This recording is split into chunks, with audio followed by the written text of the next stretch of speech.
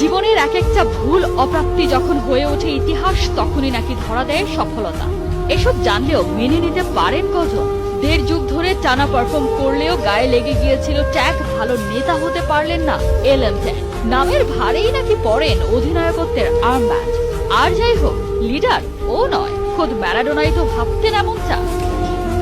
যে যাই বলুক, লিওনেল মেসিও তো মানুষ, তারও তো কষ্ট হয়। দিনের পর দিন শুনেও না শোনার ভান করা, সাকসেস টেকস টাইম এই মন্ত্রে বিশ্বাস রাখা ছেলেটাও সেদিন তাই ভেঙে চৌচির হয়ে গিয়েছিল। হয়েছিল আপাদমস্তক ক্লান্ত পথচারী। জানিয়ে দিল ইটস ওভার ফর মি। ফুটবলকে বিদায় বলায় নিন্দুকরা বিজয় মিছিল করলেও সেদিন মেসির জন্য রাজপথে নেমে পড়েছিলেন হাজার হাজার আর্জেন্টাইন। সেদিন বুয়েনোস আয়ারেসের ঝড় বৃষ্টিকে উপেক্ষা করে সবাই হাজির মেসি ফেরার আর্তনাদে। সবার একটাই কথা, তোমায় ছাড়া আমাদের চলবে না, কারণ লিও মানেই তো বিশ্বাস। সারা দিয়ে লিও ফিরলেন, তবে ফিরতে পারলেন কি? আবারও একটা বিশ্বকাপ ব্যর্থতা, আরো একটা কোপা আমেরিকা হার, আরো একবার ভেঙে পড়লেন লিওনেল মেসি। ঠিক সে সময় একটা প্রশ্ন পুরোপুরি বদলে দিল লিওকে। বড় পুত্র থিয়াগো জানতে চাইল তার বাবার কাছে, কেন সবার প্রিয় লিও নিজ দেশে সমালোচনার তীরে হওয়ার বৃদ্ধ। ব্যাস, বুঝে গেলেন বেশি নুয়ে পড়লে পৃথিবী পিচকে বানিয়ে ফেলে পাদানি। আর তখনই গুড বয় মেসি ভেতরে ভেতরে বদলে যেতে লাগলেন মাফিয়া মেসিতে। মাঠের নেতা লিও, মাঠের বাইরেও সবার দিকে তার সমান নজর।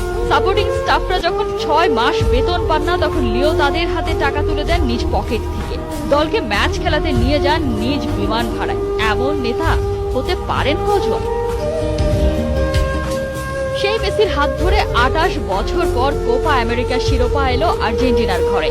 ৩৬ বছরের শিরোপা খরা খোঁজাতে ৩৬ ম্যাচে আনবিটেন থেকে মেসিরা এলো বিশ্বকাপে। এবার ওদের ঠেকায় কে?